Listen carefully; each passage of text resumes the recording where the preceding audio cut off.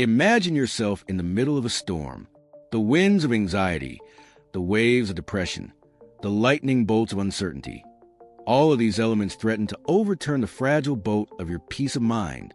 You try to row against the tide, to fight the wind, but the more you resist, the more exhausted you become. What if there was a way to navigate the storm without being destroyed by it? What if, instead of fighting the waves, you could learn to surf them? This is where Stoicism comes in, not as a dusty philosophy from ancient times, but as a living, breathing mental shield for the challenges of the modern world. Stoicism is not about suppressing emotions or becoming numb to pain. It is about developing an inner strength that allows you to weather any storm without being swept away by it.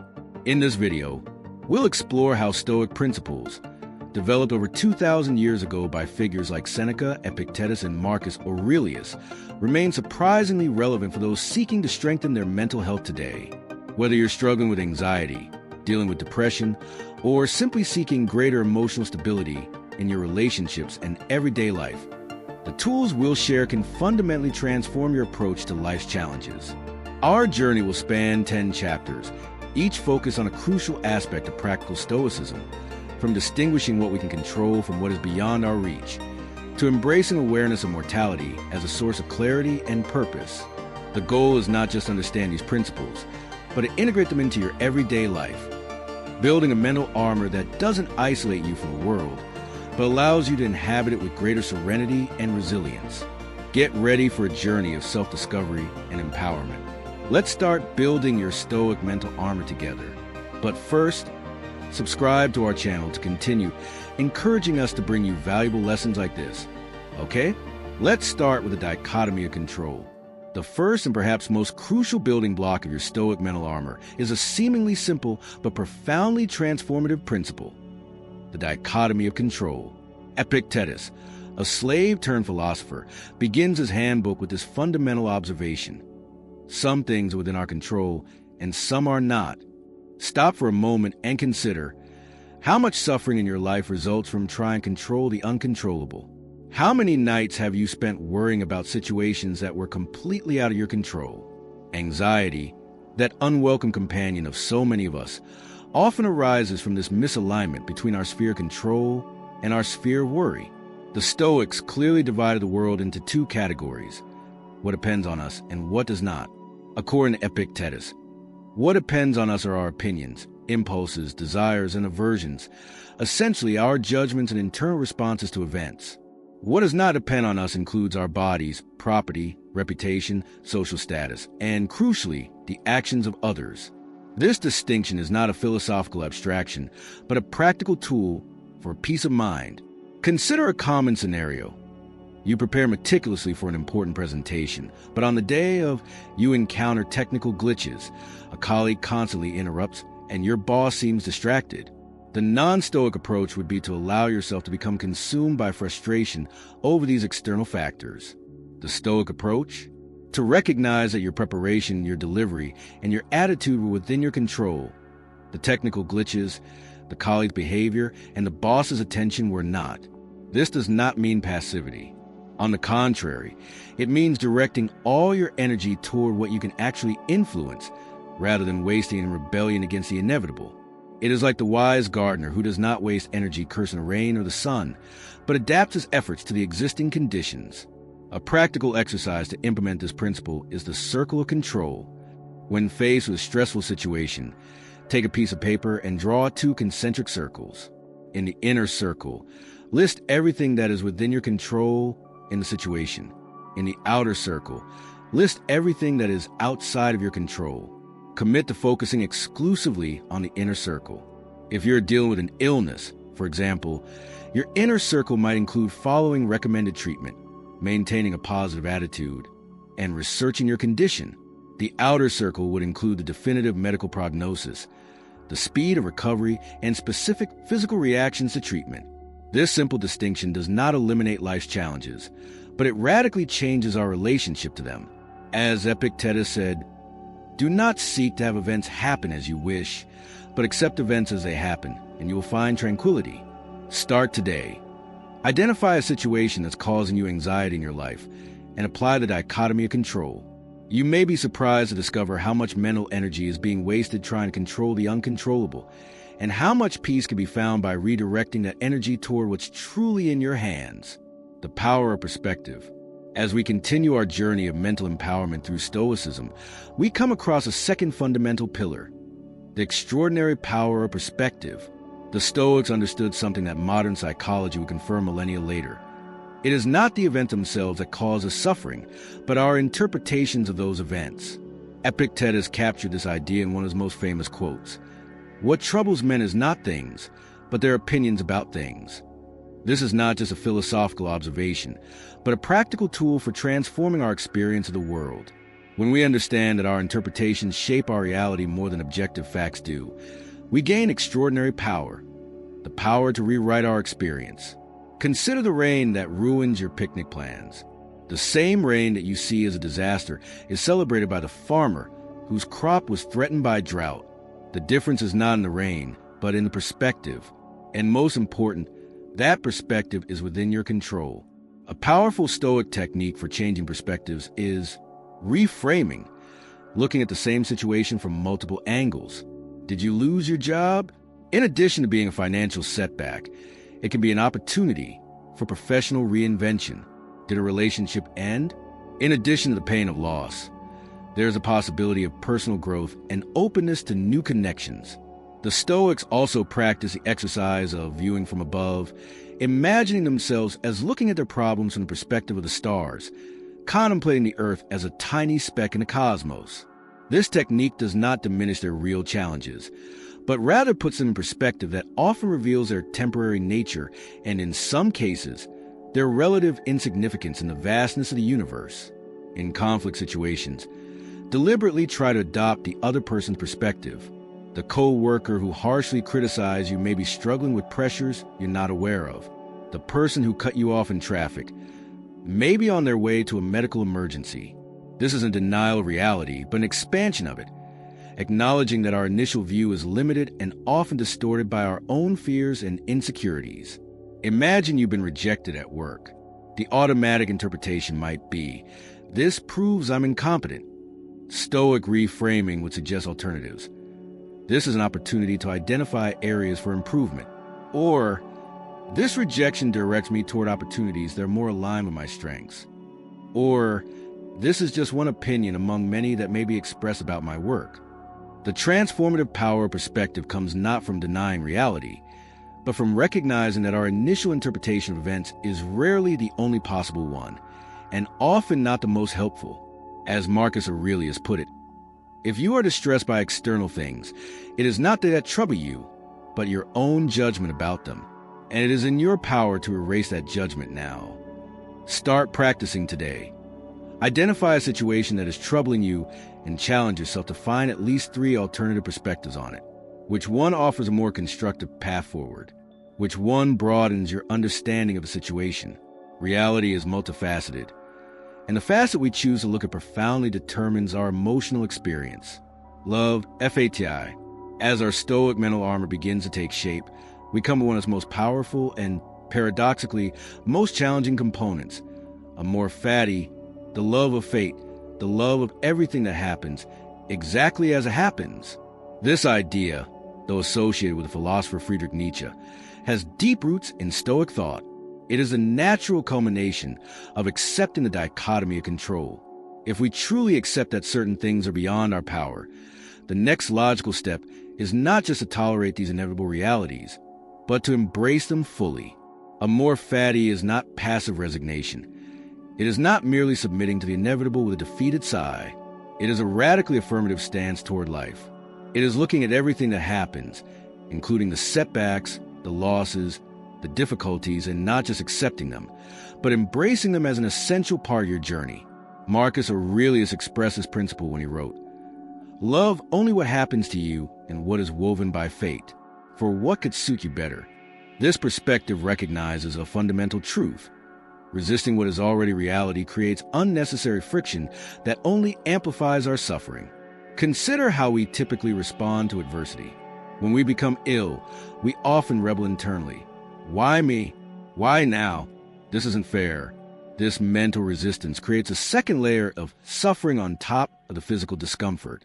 Amor Fati suggests a revolutionary alternative. What if, instead of resisting, we said yes to this experience? Not because we want it, but because it is real, and our relationship to this reality determines our mental state. Historical figures have demonstrated the transformative power of this approach. Psychiatrist Viktor Frankl, a survivor of Nazi concentration camps, found that those who could find meaning even in extreme suffering had a greater chance of psychological survival, not because suffering was desirable, but because one's internal attitude toward it made all the difference.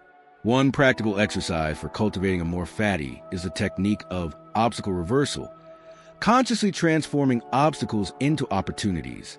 Did you lose your job? This could be the push you need to pursue a career more aligned with your passions. Did a global pandemic change your plans? Maybe it's time to develop new skills and connections. Important. Amor Fati does not mean passively accepting abusive or unfair situations that can be changed. Remember the dichotomy of control. Continue to act where you have influence, but for circumstances that are truly beyond your control, Amor Fati offers a paradoxical freedom. Start small. Practice with everyday inconveniences. A traffic jam, rain that ruins your plans, a late job. Instead of your usual irritation, try saying to yourself, this is part of my life and I fully accept it. Gradually, apply the same approach to bigger challenges. As Nietzsche, inspired by the Stoics, said, my formula for greatness in a human being is Amor Fati. To want nothing different, neither forward nor backward, nor in all eternity. Not merely to endure what is necessary, but to love it. This isn't an overnight transformation. It's a practice, a muscle that grows stronger with constant use. Each time you consciously choose to embrace what is instead of resisting it, you add another layer to your Stoic mental armor, self-discipline exercises. In building our Stoic mental armor, we come to one component that serves as a foundation for all others, self-discipline. The Stoics understood that philosophy was not just an intellectual exercise, but a daily practice, a constant training of the spirit, just as athletes train their bodies. Seneca, the Roman statesman and philosopher, wrote, hardship strengthens a mind, just as labor strengthens a body. This perspective reveals a profound truth. Our ability to withstand emotional and mental challenges is not fixed. It is a skill that can be deliberately developed through disciplined practice. The Stoics did not wait for adversity to find them before practicing their philosophy. They voluntarily created small discomforts in their comfortable lives to strengthen their resilience. These exercises in self-discipline served as psychological vaccines, small doses of adversity that strengthened their ability to face greater challenges when they inevitably arose. Among the most common practices were intermittent fasting, occasionally depriving yourself of food not only for health reasons, but to remind yourself that it is possible to remain balanced even in the face of physical discomfort. As Seneca wrote, set aside certain days on which you give up everything and content yourself with the bare minimum. Begin to cultivate a familiarity with poverty, voluntary exposure to physical discomfort, dressing more lightly in winter, taking cold showers, or occasionally sleeping on hard surfaces. These deliberate practices free us from the fear of discomfort that often keeps us stuck in limiting comfort zones. Challenging physical exercises. The Stoics recognize a connection between body and mind. Challenging your physical limits develops not only muscular strength, but also mental perseverance. It is crucial to understand that the goal of these practices is not self-punishment or masochism. The difference is intention. We do not seek discomfort for discomfort's sake, but as a means of developing inner freedom, the ability to maintain serenity and clarity regardless of external circumstances. Mureliu, a modern practitioner of Stoicism, eloquently described how he began his journey of self-discipline after years of struggle with anxiety. I started with a single cold shower a week. It was terrible at first. My whole body resisted it. But I discovered something extraordinary. If I could voluntarily face that intense discomfort for a few minutes, social situations that had previously terrified me began to feel manageable. It wasn't the cold shower itself, but the discovery that I had more control over my reactions than I had imagined. Effective implementation of Stoic self-discipline follows a simple principle. Start small but consistently. Don't try to transform your life overnight. Choose a single, modest challenge. Perhaps waking up 30 minutes earlier, cutting out sugar for a week, or taking a daily walk regardless of the weather. The secret is in the tracking. Keep a simple record of your discipline practices. Not to brag, but to create accountability for yourself and to track your progress over time. As Marcus Aurelius reminded himself in his meditations, do not grow weary until you have accomplished what you set out to do. Celebrate small successes, not as final destinations, but as confirmations of your growing capacity for self-direction. Each time you follow through on a commitment you've made to yourself, you strengthen not just that specific habit, but your overall self-discipline. Remember, the value of these practices is not in the specific acts, but in the mindset they cultivate, the experiential understanding that you can choose your responses even in uncomfortable situations. This is the essence of the inner freedom that Stoicism promises, the practice of contemplation. As our Stoic mental armor takes shape, we come to a fundamental practice that serves as a link between knowledge and action, contemplation. If the previous chapters offer the principles and techniques, contemplation is a process that allows us to integrate them deeply into our lives. For the Stoics, philosophy was not a set of ideas to debate, but a way of living. And regularly examining our own minds, our reactions, judgments, and impulses was essential to aligning our lives with our philosophical ideals. As Socrates, a major influence on the Stoics, wrote, "The unexamined life is not worth living." At the heart of Stoic contemplative practice is the daily examination of conscience, a simple yet profound ritual of self-observation. Seneca described his own practice. When the light goes out, I examine my whole day and review my actions and words. I hide nothing from myself. I ignore nothing. This review is not an exercise in destructive self-criticism, but an honest, compassionate assessment that seeks continuous growth. It is a time to ask yourself, what did I do well today? What could I have done better? How can I improve tomorrow? Establishing a daily contemplative routine is surprisingly simple, although consistent practice requires commitment. Many modern Stoics adopt a twofold structure of contemplation. In the morning, before the day gets underway, take 5 minutes to prepare your mind. Review the Stoic principles you want to practice that day. Visualize potential challenges and how you intend to respond to them.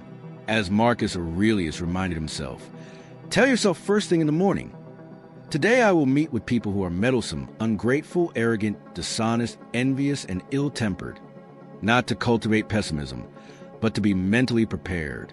At night, before going to sleep, take 10 minutes to reflect. Review your actions, words, and thoughts of the day without harsh judgment, but with a genuine desire for self-knowledge and improvement. Stoic journaling is a powerful tool for deepening your contemplative practice. It doesn't have to be elaborate. A few lines a day are enough.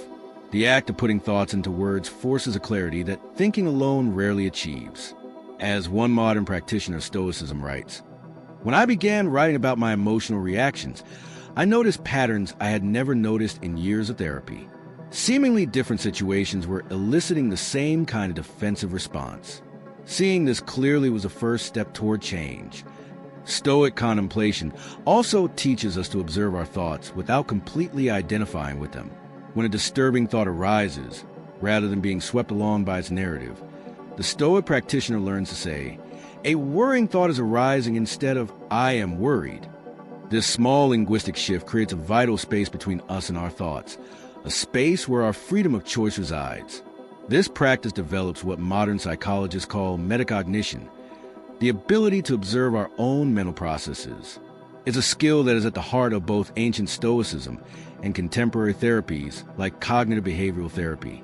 The more we develop this ability, the greater our power to choose our responses rather than reacting automatically. Regular contemplation creates a virtuous cycle of self-awareness and self-mastery. Each insight into our mental patterns opens up new possibilities for choice, and each conscious choice strengthens our ability to live according to our highest values, not our momentary impulses. As Epictetus wrote, accustom yourself to carefully examine the thoughts in your mind, especially those that affect you strongly. In this careful examination lies a transformative power.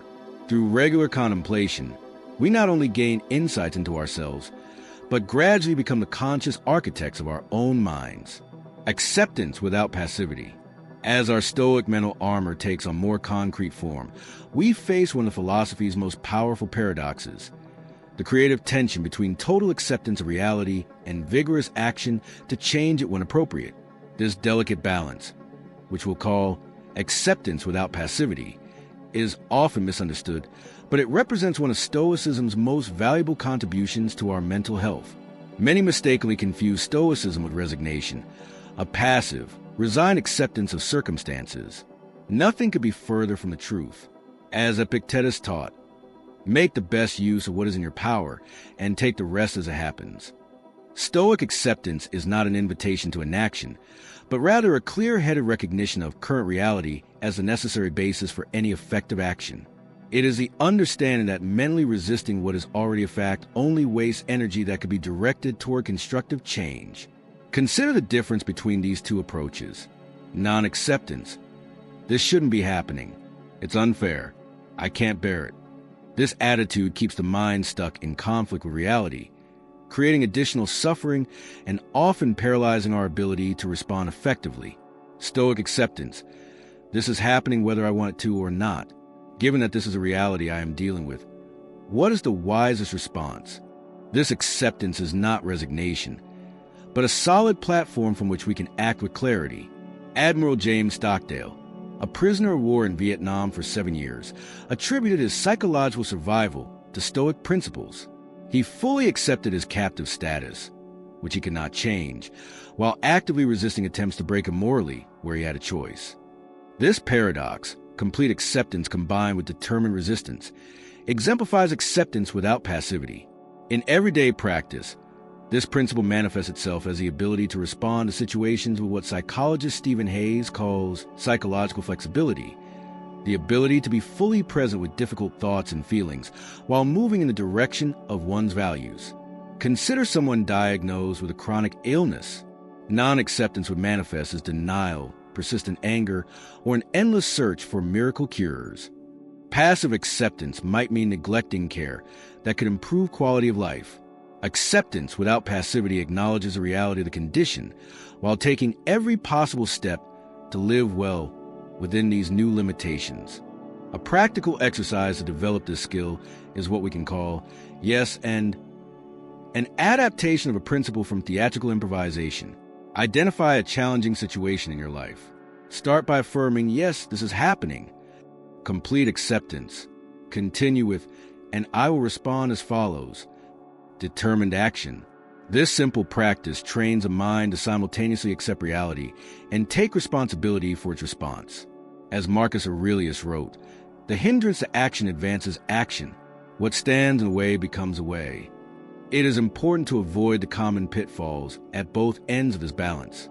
The trap of resignation, accepting circumstances that could be changed through persistent effort, and the trap of futile rebellion, wasting energy fighting against unchangeable aspects of reality, such as aging, death, or past events. Wisdom lies in discerning what can be changed, where we should act, and what cannot, where we should accept. This discernment comes from regular contemplation and the cultivation of the Stoic perspective. In the practice of acceptance without passivity, we find a paradoxical freedom. By fully accepting reality as it is, neither better nor worse, we free ourselves from the additional suffering caused by mental resistance.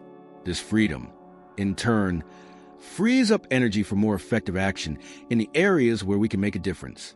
As the modern Stoic philosopher Massimo Pigliucci wrote, Stoicism teaches us to calmly accept what we cannot change, while vigorously focusing on what we can.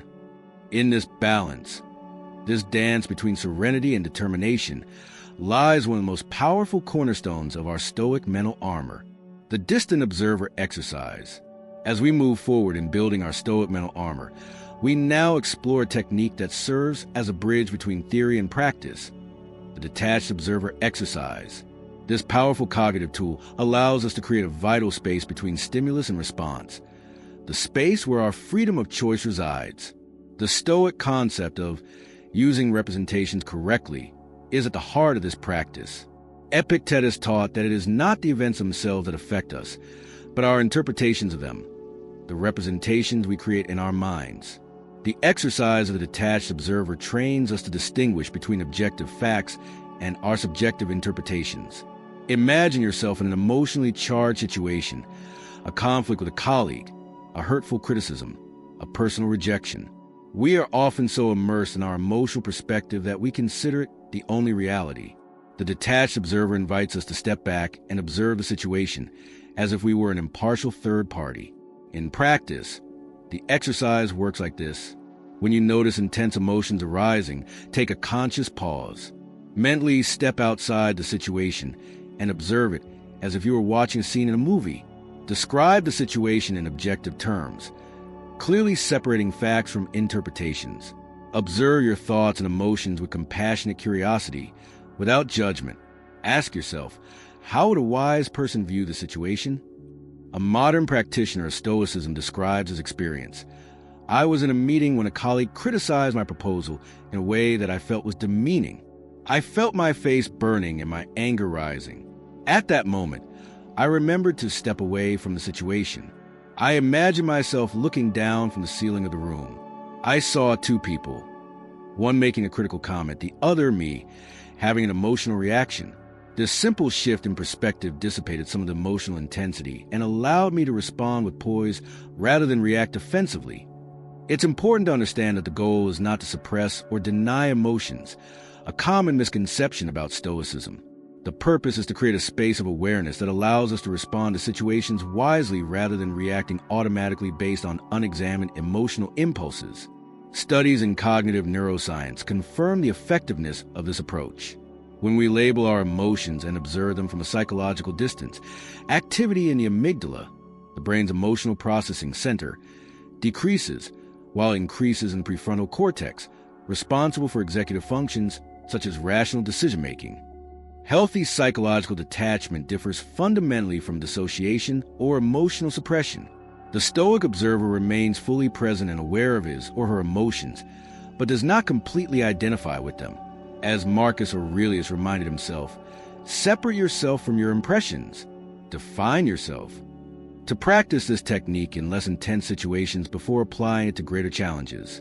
During everyday conversations, occasionally adopt an observer's perspective, noticing body language, tones of voice, and the dynamics of the interaction. When watching disturbing news, practice observing your emotional reactions without being completely absorbed by them. In situations of irritating waiting, traffic, queues, observe your impatience as an interesting phenomenon rather than completely identifying with it. Specific questions can help invoke the distant observer in challenging moments. What would someone I love advise me in this situation? How will I view this event a year from now?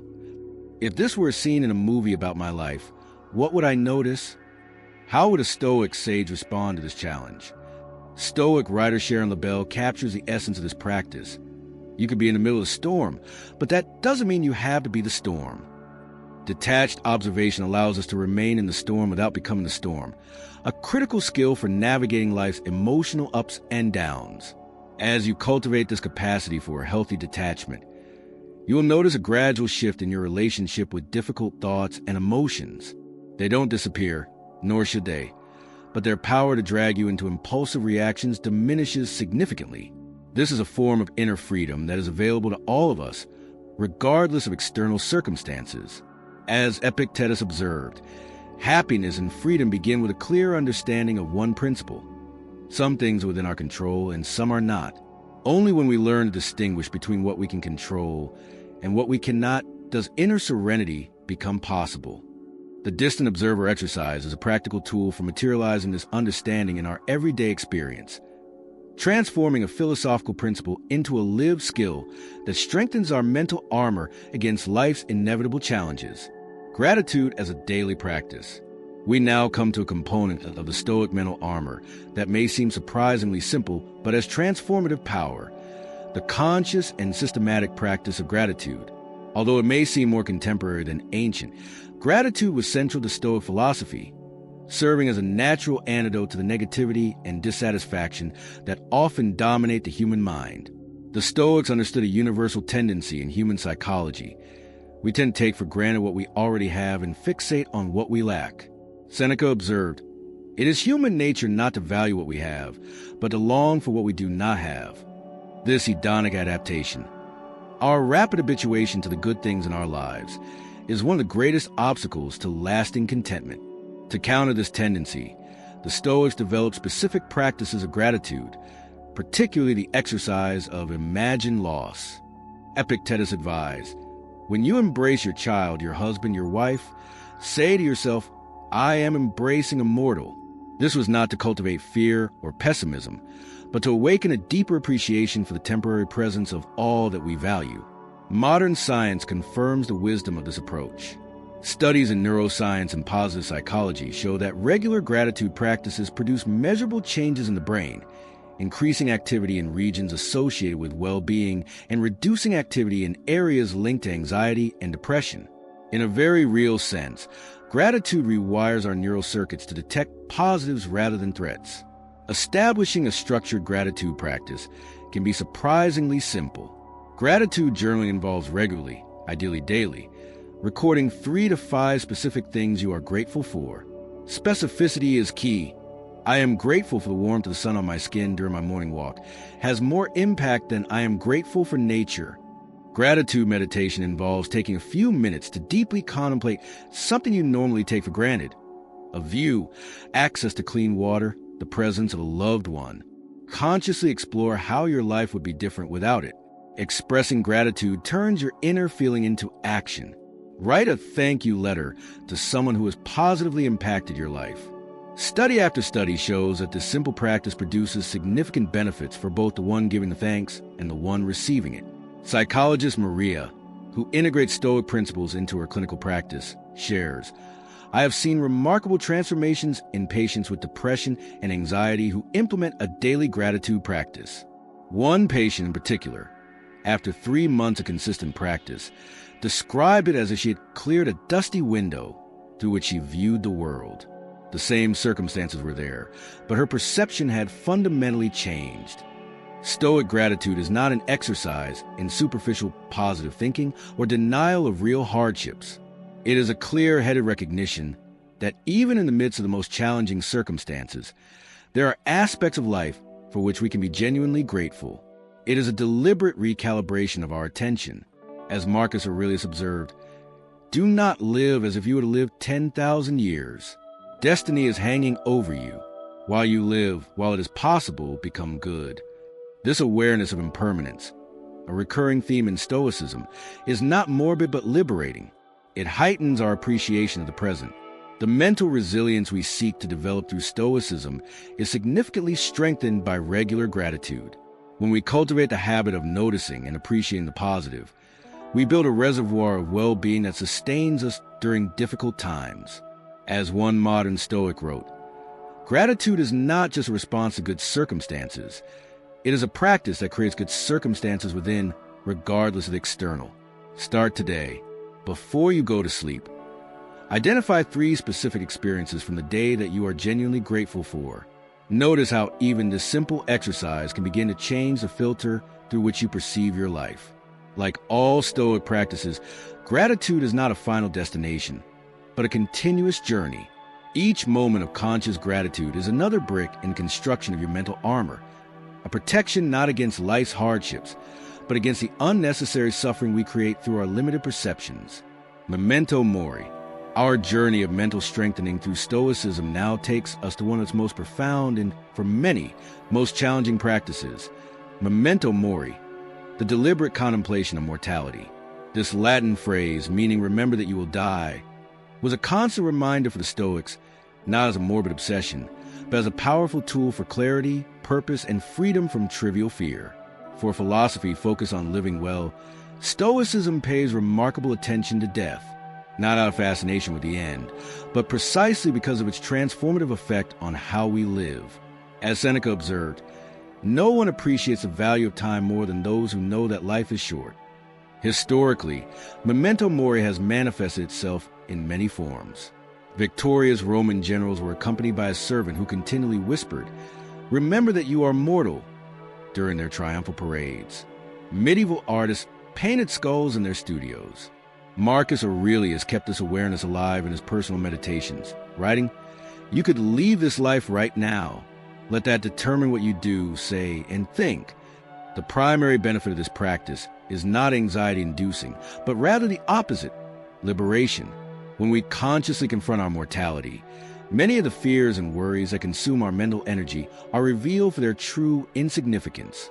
As Steve Jobs, influenced by Stoic thought, observed, "Remembering that I will be dead soon is the most important tool I have ever encountered to help me make the big choices in life." Contemplating mortality allows us to clarify priorities. Given the finiteness of time, it becomes easier to distinguish the essential from the trivial.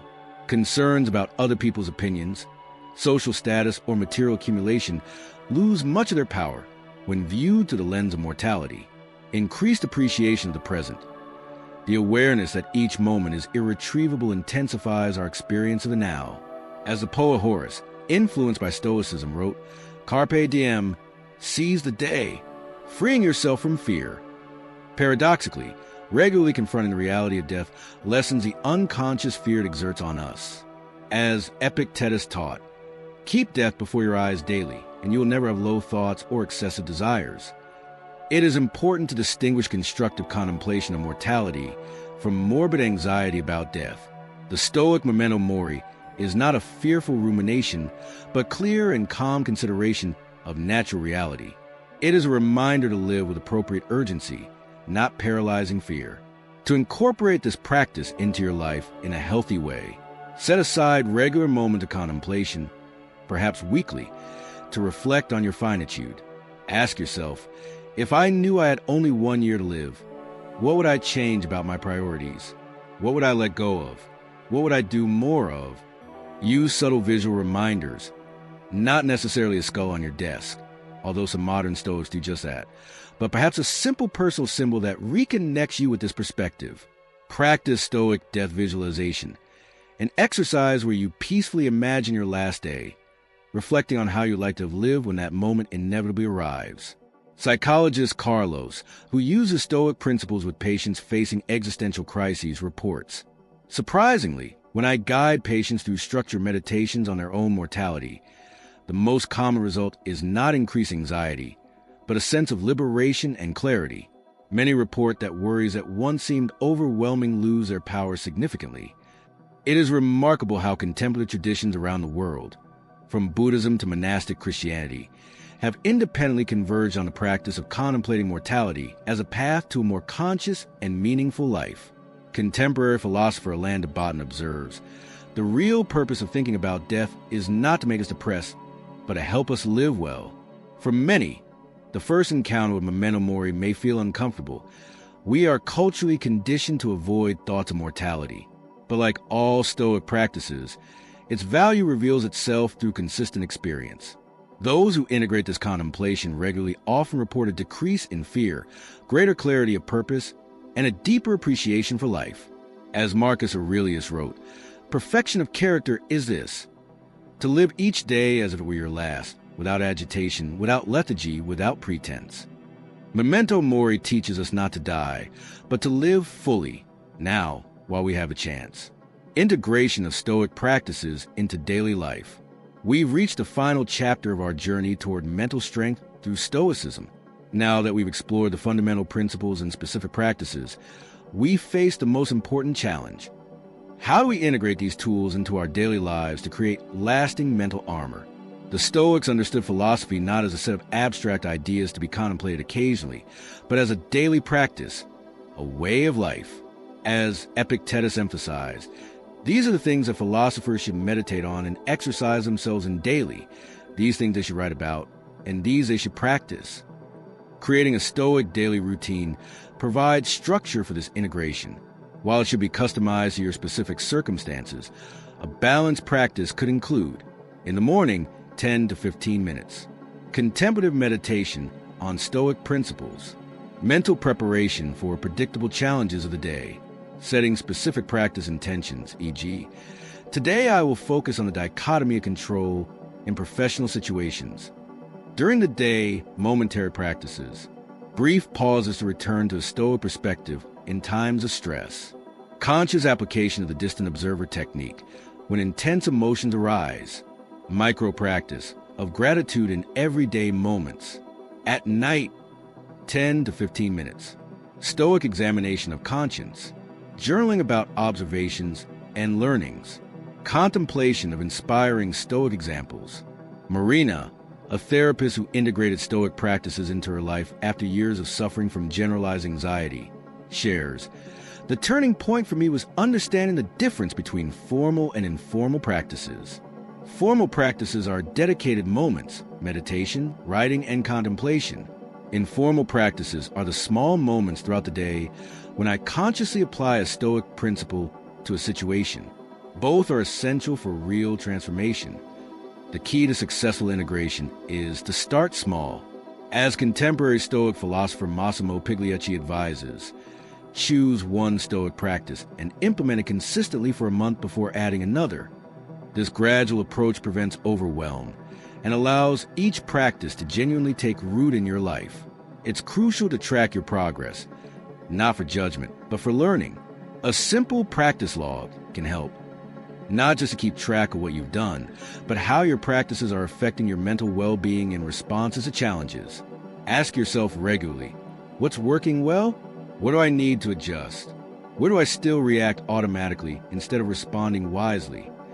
Adapting Stoic practices to different areas of life increases their effectiveness.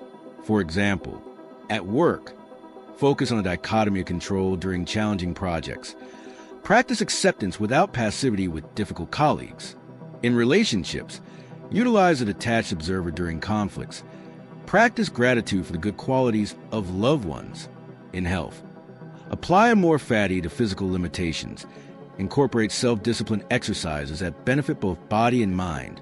When you inevitably encounter setbacks, times when old patterns of emotional reaction return, the Stoic approach is not harsh self-criticism, but compassionate acceptance followed by deliberate beginning again.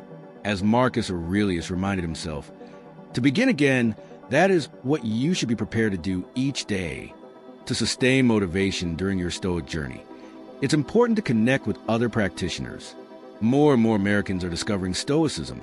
Online groups, book clubs, or even just a single friend with shared interests can provide valuable support and additional insights.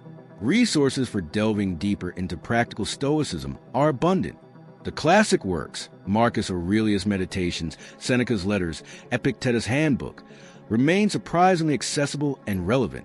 Modern authors like Ryan Holiday, Donald Robertson, and Massimo Pigliucci offer valuable contemporary interpretations. Podcasts and channels like yours truly provide ongoing guidance. Always remember, the goal of Stoicism is not impassive perfection, but constant progress. As Seneca wrote, "Am I progressing?" This is the question we must continually ask ourselves. Commitment to the process, not perfection of the outcome, is what gradually transforms our response to the world. The Stoic mental shield we are building is not a rigid armor that isolates us from the human experience, but flexible inner strength that allows us to participate fully in life without being overwhelmed by its inevitable storms. We have reached the end of our exploration of how to shield the mind through Stoic principles. Along the way, we have discovered that true mental protection does not come from avoiding life's challenges, but from developing the inner capacity to navigate them with balance and wisdom. The goal of Stoicism has never been perfection. Even the great Stoic philosophers acknowledge their own ongoing struggles. The purpose is constant progress. The daily pursuit of a more balanced, more resilient mind, one better able to discern what truly matters from what is merely distracting. If you are currently facing significant challenges with your mental health, remember that these Stoic practices can complement, but not replace, professional support when needed. True wisdom includes recognizing when we need help. If you liked the video, don't forget to subscribe to the channel and activate notifications. I invite you to share your own experiences with these practices, your questions and insights in the comments. Stoicism has always been a community philosophy, strengthened by dialogue and shared practice. We conclude with words from Marcus Aurelius, which gently remind us of the power we all have to transform our mental experience. Today I have escaped every circumstance, or rather, I have thrown away every circumstance, for it was not something external, but something within me, within my own opinions. Until later,